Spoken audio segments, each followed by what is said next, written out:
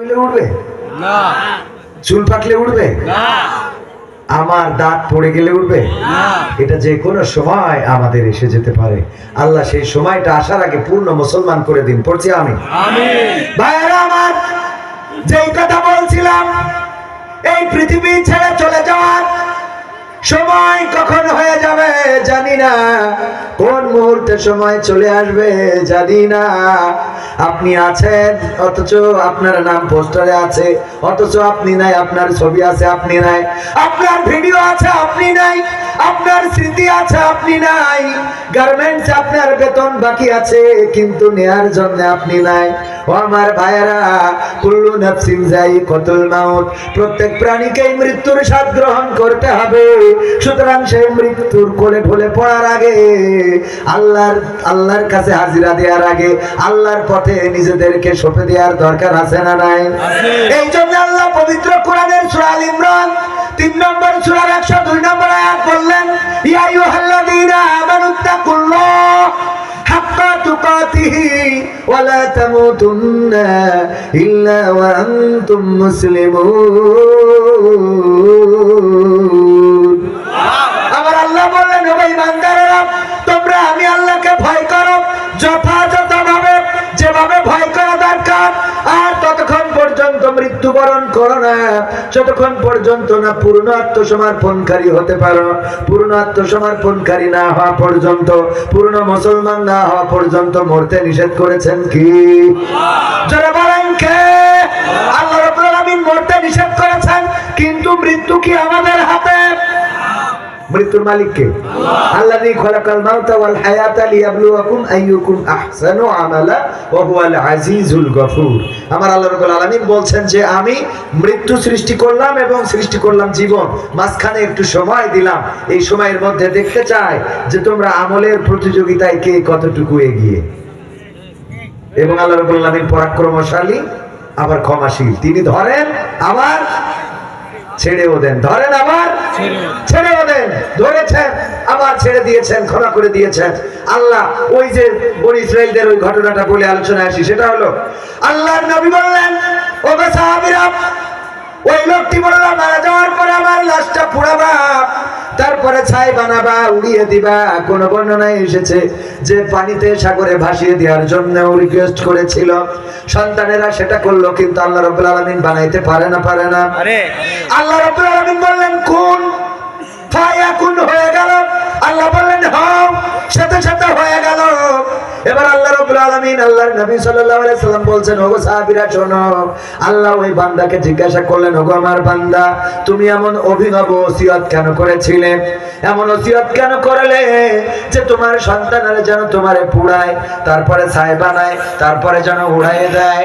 ওই বান্দা বলল, ওগো আল্লাহ, আমি দুনিয়ার জমিনে তোমার নাফরমান ছিলাম, তোমার হুকুম তরক করেছি, তুমি যেমনে চলতে বলেছো তেমনে চলি নাই। আমি গুনাহ করেছি, জেনা করেছি, আমি ভুল করেছি, পাপ করেছি, অন্যায় করেছি। আল্লাহ, মারা যাওয়ার পরে আমি জানি তুমি আমারে ধরবা, শুধুমাত্র তুমি আমারে ধরবা। এই ভয়ের কারণে আমার সন্তানদেরকে বললাম আমারে যেন পুড়ায়, ছাই বানায়, তারপরে উড়াইয়ে দেয়। তোমার কাছে ধরা খাওয়ার ভয়। আল্লাহ রাব্বুল আলামিন বললেন, আল্লাহর নবী বলছেন, ওগো আমার সাহাবীরা শোনো। আল্লাহ রাব্বুল আলামিন বললেন, ওগো আমার বান্দা, তুমি আমার কাছে ধরা খাবা, এই ভয় থাকার কারণে তোমার গোটা জিন্দেগীর গুনাহ মাফ করে দিলাম। আমার কাছে ধরা খাবা, এই ভয়টুকু থাকার কারণে আমি তোমার গোটা জিন্দেগীর গুনাহ মাফ করে দিলাম। সুবহানাল্লাহ বলবেন না? সুবহানাল্লাহ। আল্লাহর এই দয়া আছে না নাই? এটাই তো আল্লাহর ইখতিয়ার।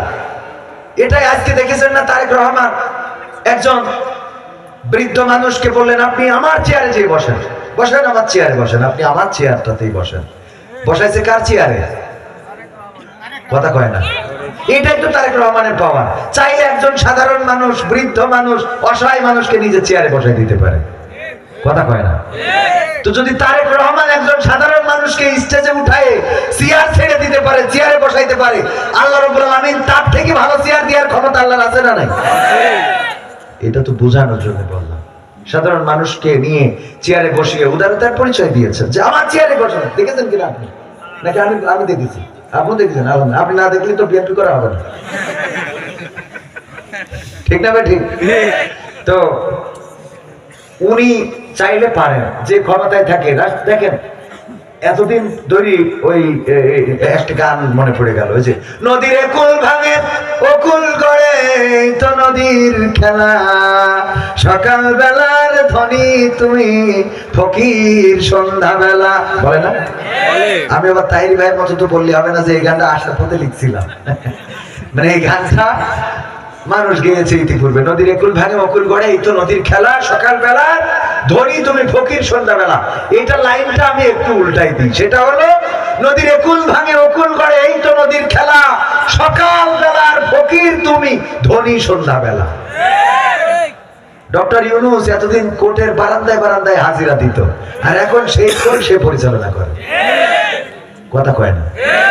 আর এই কোর্ট যে বানাইছে, এই কোর্ট থেকে, ট্রাইব্যুনাল থেকে যে রায় দিয়েছে, ফাঁসি দিয়েছে, সেই ট্রাইব্যুনালে আমার ইতিহাস কি নির্মম পরিহাস যে সেই ট্রাইব্যুনালে তার নামে ফাঁসির আদেশ হয়েছে।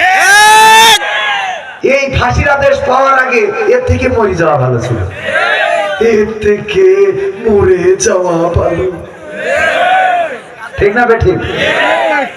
কারণ যেটা আমি বানাইলাম সেটাই আমার রায় হয় ফাঁসি। এই দুঃখে অন্তত স্টপ করা উচিত না? কথা কেন এরকম আছে না অনেকে, যে এই টেনশনে, কিছু একটা টেনশনে কয়দিন আগে এক চেয়ারম্যানের 50 টাকা জরিমানা করেছে, দেখেছেন না? তো এরকম আমি শুনেছিলাম আমার অঞ্চলে, আমি মালয়েশিয়ায় যে গল্পটা শুনেছি, যে একজন চেয়ারম্যান ছিল, তাকে কোন একটা অপরাধের কারণে 2 টাকা জরিমানা করেছিল। কয় টাকা? 2 টাকা। শুধুমাত্র এই 2 টাকা জরিমানা, এই দুশ্চিন্তায় যে আমার 2 টাকা জরিমানা করলো, আমরা 2 লাখ টাকা জরিমানা করতো, কয় লাখ? কিন্তু 2 টাকা জরিমানা করলো, এই টেনশনে স্ট্রোক করে মারা গেছে। এরকম হয় না? হয় না? সম্মানে ঘাটতি হয়ে গেছে, এই টেনশনে স্ট্রোক করে মারা গেছে। মানুষ বিভিন্ন ভাবে মারা যায়। আমির হামজা ওই প্রতিবাদী মিছিলে এসে জামাতের কুষ্টিয়া আমির, তিনি ভাষণ দিলেন, ভাষণ শেষ করলেন, খুবই উচ্চ কণ্ঠে কথা বললেন, ভাষণও শেষ, দুনিয়ার সফরও শেষ। আল্লাহ কখন কাকে নিয়ে নিবেন, কে কোন অবস্থায় আল্লাহর কাছে হাজিরা দিবেন কেউ জানি না। কিন্তু সেই হাজিরা দেওয়ার জন্য আপনি প্রস্তুত থাকতে হবে, আপনাকে প্রস্তুত থাকতে হবে। সেই প্রস্তুত থাকতে হবে, রাজি আছি? রাজি কারা কারা হাত দেখতে চায়? লিল্লাহি তাকবীর, আল কোরআনের আলো, আল হাদিসের আলো, আমার নেতা তোমার নেতা, নারে তাকবীর, লিল্লাহি তাকবীর, নারে তাকবীর। সম্মানিত ভাইয়েরা, যদি আপনি প্রস্তুত হতে চান তাহলে আজকে থেকে, এই মুহূর্ত থেকে, আল্লাহ রাব্বুল আলামিন যেহেতু বলেছেন ইয়া আইয়ুহাল্লাযীনা আমানুত্তাকুল্লাহ হাক্কা তুকাতিহি ওয়া লা তামুতুন্না ইল্লা ওয়া আনতুম মুসলিমুন, তোমরা আমাকে ভয় করো যথাযথ ভাবে, আর মরো না ততক্ষণ যতক্ষণ না পূর্ণ আত্মসমর্পণকারী হতে পারো। সুতরাং মৃত্যু যেহেতু আমাদের হাতে না, আমরা আল্লাহ চাইলে এই মুহূর্তে আমরা মারা যেতে পারি। আজকে থেকে সিদ্ধান্ত নেব যে আমরা আল্লাহর হুকুমের বাইরে চলবো। আল্লাহর হুকুমের বাইরে যদি না চলতে চাই, তাহলে প্রথম কাজ হলো নামাজ কাজা করা যাবে। আপনি যত গার্মেন্টস শ্রমিক হন না কেন, যত লম্বা ডিউটি আপনার থাকুক না কেন, নামাজ কাজা করা যাবে না, নামাজে ব্যস্ততা দেখানো যাবে না। আপনার প্রথম কাজ হতে হবে নামাজকে গুরুত্বের সাথে আপনার পালন করতে হবে। আর যারা নামাজ পড়ে আল্লাহ রাব্বুল আলামিন তাদের রিজিকটা বাড়িয়ে দেন, বলেন সুবহানাল্লাহ। 4 মাস গার্মেন্টসে কাজ করেছি। কয় মাস? মিরপুর 14 নম্বর। 4 মাস কাজ করলাম, কর্ম করলাম, নামাজ ছাড়ি নাই। ওখানে আমাদের 3 তলায় নামাজের ব্যবস্থা ছিল। ছোট্ট মানুষ, 2000 সম্ভবত 4-5 সালের দিকে, যদি ভুল না বলি 2004-5 সালের দিকে আসলাম। তখন ছোট্ট মানুষ, 14-15 বছর বয়স, আব্বা নাই, কলেজের পরীক্ষার ফি দিতে পারি না। মা বললেন কি করব, কি করে চালাবো, সংসারটা তো চলে না। বললাম তাইলে ঢাকায় চলে যায়। 1300 টাকা ঋণ করে এনে দিলেন। ঢাকায় আসলাম মিরপুরে, মায়ের জন্য পরাণ পড়ে বা থাকতে মন চায় না, কষ্ট হয়। 10 টাকা মিনিটে কথা বলা যেত। কয় টাকা মিনিট? 10 টাকা মিনিটে কথা বলা যেত। ফোনে কল ধরাই দিত, মিনিট 10 টাকা। ওই 10 টাকা মিনিট দিয়ে মার সাথে কথা বললাম, মা আমি তো ঢাকায় থাকতে পারতেছি না, দম বন্ধ হয়ে যাচ্ছে, চলে আসবো। মা বলতেছে, তুমি যে 1300 টাকা খরচ করে দিছাও, এই টাকাটা না উঠাই আনলে আমি এই টাকা পরিশোধ করবো কই থেকে? আমি আমার কথা বলছি। আমি এই কথা শোনার পরে তারপরে উপরে উঠে কান্না করতেছি। ছোট মানুষ, 15-16 বছর বয়স। ঝিনেদার একজন কাটিং কোয়ালিটি কন্ট্রোলার ছিল। কি কন্ট্রোলার আছে না গার্মেন্টসে? আমার কান্না দেখে বলতেছে, কান্না করতেছেন কেন? বললাম যে মার জন্য পড়ান পড়ে। ও গো মা, তুমি এই ধরনের শ্রেষ্ঠ নিয়ামত, তোমারই পদ তলে রয়েছে জান্নাত, তোমারই পদ তলে রয়েছে জান্নাত।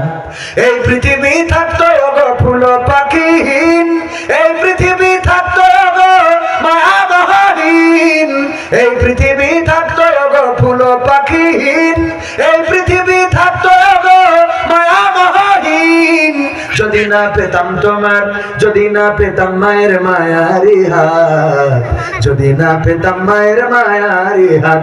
ও গো মা, তুমি এই ধরনের শ্রেষ্ঠ নিয়ামত, তোমারই পদ তলে রয়েছে জান্নাত, তোমারই পদ তলে রয়েছে জান্নাত।